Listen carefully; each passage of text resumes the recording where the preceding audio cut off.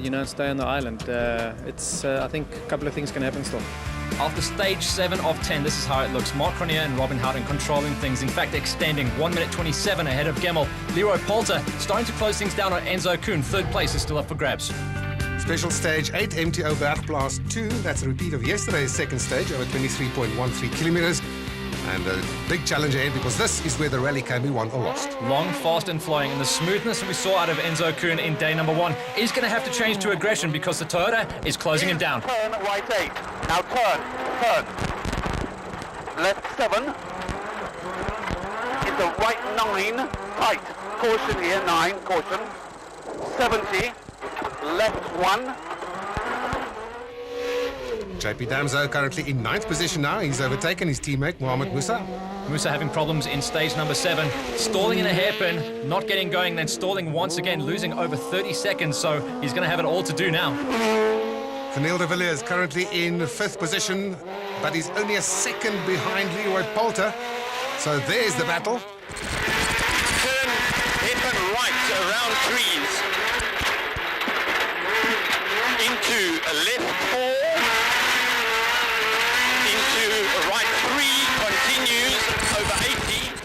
And he would go 5th fastest of all in this stage. That's the battle we're watching on the rally at the moment. Looks like Cronje is almost faultless. 3rd, 4th and 5th is up for grabs though. Rautenbach seems to have found some confidence late in the rally.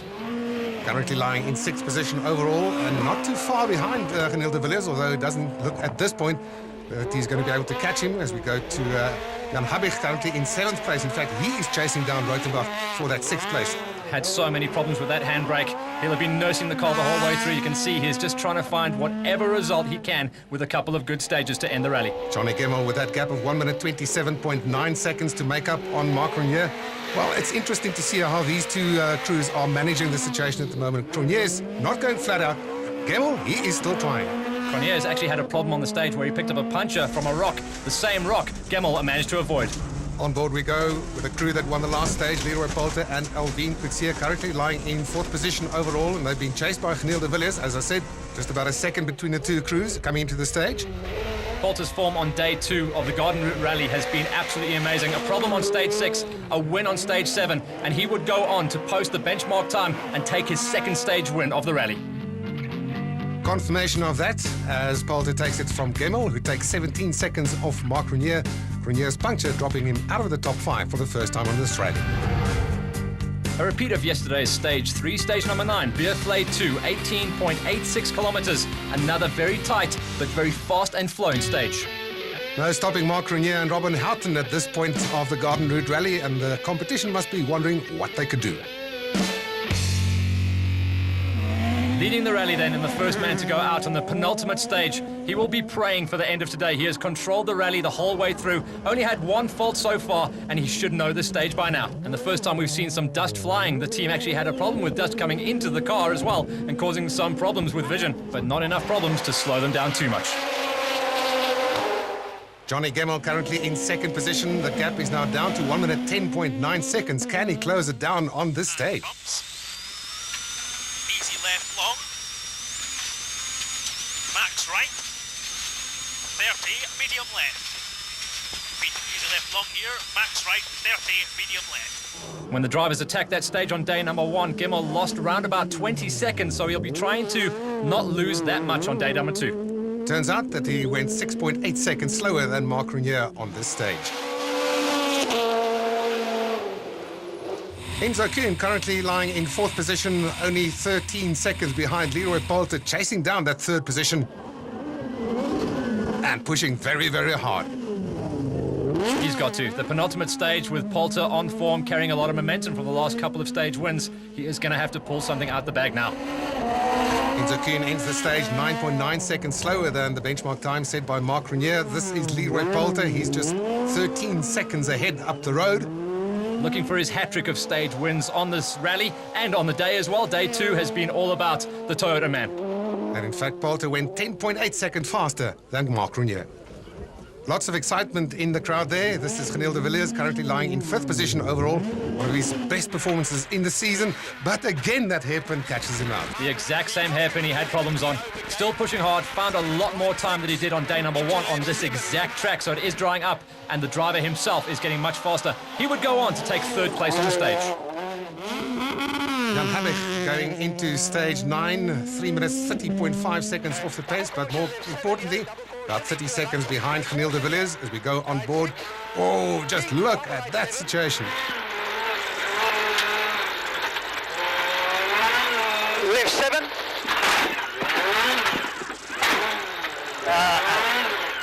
Bent.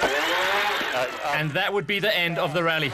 A bent back end on the VW Polo and dragging logs into the way of the rest of the rally drivers. That could be a very dangerous situation. John Williams, the first on the scene. Now slippy.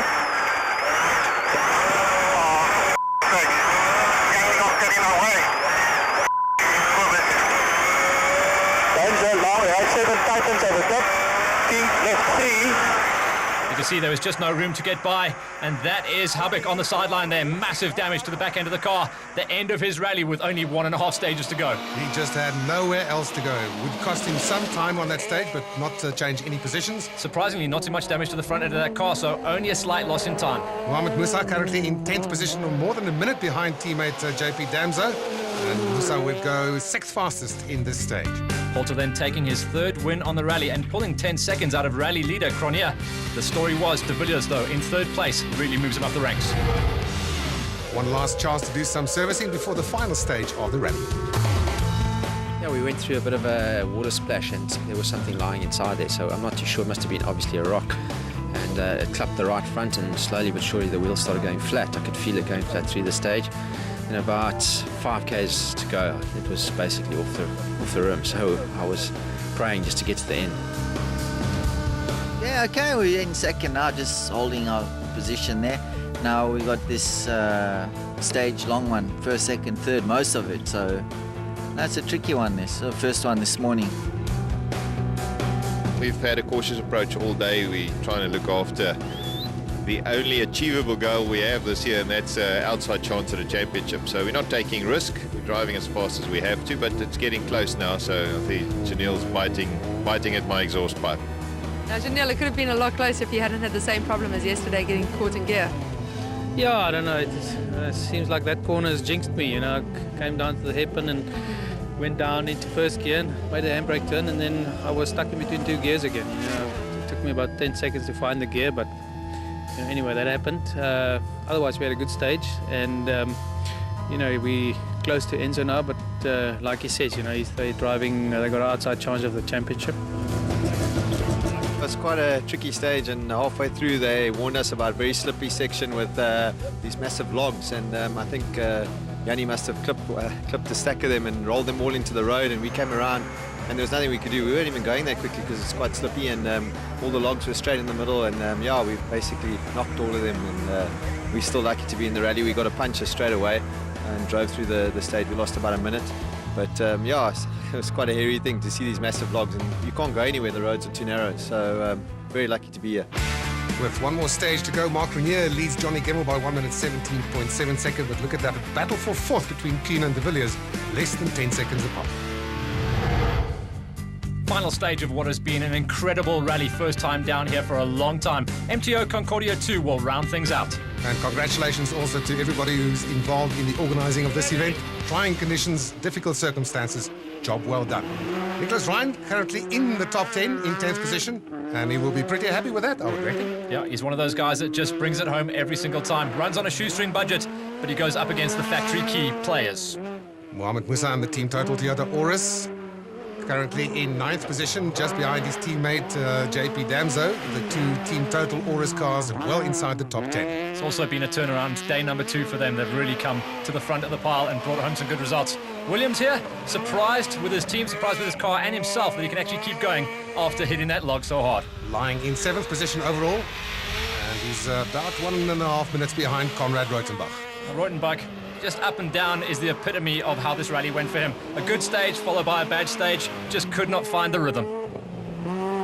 does seem to be a little bit more comfortable and confident behind the wheel at this point, though, as we go to Geniel de Villiers, currently in 5th position overall, and he's got the hammer down. De Villiers and Poulter have been the story on day number 2, really getting up there and swapping out, almost taking a win, in fact, on the last couple of stages. Only 10.8 seconds behind teammates Enzo Kuhn. The question is, will they be allowed to challenge for that 4th position? Kuhn, mathematically on paper, he's got to be in it, he's got to get up there, and he's got to take points on every single rally to stand any chance. On board with Leroy Poulter and Alvin Coetzee once again, currently in 3rd position overall and looking to consolidate that 3rd place and finish on the podium after non-finish last time around. This time looks like the number 13 would be a lucky number for them. Yeah, he's been absolutely amazing on day number 2. The Castrol Toto man has gone all the way through it and links another win right at the end of it. Left long, slippy BB.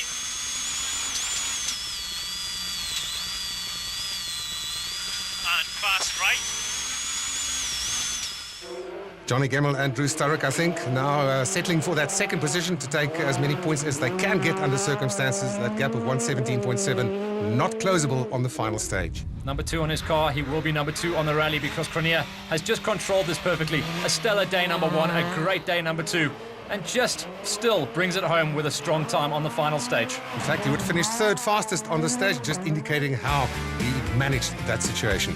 So Poulter takes his 4th win in a row ahead of de Villiers and Cronje, who then takes the overall victory. In the 2-wheel drive category, in Class S 1600, Ashley Haig-Smith takes the victory ahead of Chad Corradi and Christoph Sneyders. And in S 1400, Megan Verlaak takes the victory over Ingrid Adekon. Highlights of those categories in next week's program. Back to Simola Golf Estate for the finish of the Garden Route Rally and the podium celebrations and big celebrations, of course, in the Sassel Ford camp as they take a hat-trick of rally victories. The question is, what is it going to take to beat that duo? Because they are dominant this season now. Confirmation of the final results. Unlike earlier this season, huge gaps between them. Mark Cronje and Robin Houghton beating Johnny Gemmell and Drew Sturrock by 1 minute 31.1 seconds. The Rotenbach and Klinger pairing won't be happy with 6th place at this rally as they will lose the championship points lead now. Mark Robin, congratulations. Fantastic hat-trick of wins here. Yeah, I'm ecstatic. It's just it's a great event to win. It's extremely technical and such a pleasing feeling to be able to do it. Definitely, and Robin, it wasn't an easy one from the nav either. No, when Mark and I started preparing for the rally, we realised, I think from the driver and the navigator side, this is really going to be a challenging one. And, you know, as Mark said, it'd be a nice one to win. It shows that you've got the technical skills. And unfortunately, we seem to have the whole package at the moment. So 3 in a row, still 2 events to go. Let's see what else we can do this year. Johnny, Drew, congratulations, 2nd place, but good for your championship. Yeah, obviously, you know, started off being a bit unsure, being a new event and rainy and terrible conditions. But yesterday we had a pretty good day and finished it off today with a 2nd. Now we're happy. Fantastic. And Drew, how easy was it to keep him in check? Not too easy, but he's a good driver and he knows what he's doing, and there was plenty of pace notes to call today, but he kept his head and good result. So. Alvin, Leroy, congratulations, 3rd place, a much needed finish, never mind podium. Definitely, you know, as I said earlier, we've had 2 rough events, and I think to come back after where we were this morning, to come back, it was a good result. Thanks to the team, to Glenn and Toyota, really great job, and Alvin did an excellent job. Well done. In the driver's standings, Mark Cronje goes to the top of the points, 4 points ahead now of Conrad Rotenbach, who drops to 2nd. Enzo Kuhn just holding on to 3rd ahead of Johnny Gemmell. The Co-Drivers' Championship was super tight coming into this. Robin Houghton now extends his lead by 7 points ahead of Guy Hodgson. Drew Sturrock holds 3rd. Well, they've got the leader in the Drivers' Championship, they've got the leader in the Co-Drivers' Championship, but Ford still chasing down 2nd place in the Manufacturers' Championship with Toyota leading Volkswagen. Catch highlights of the 2-wheel drive championship on next week's show when we continue our coverage from the South African Rally Championships.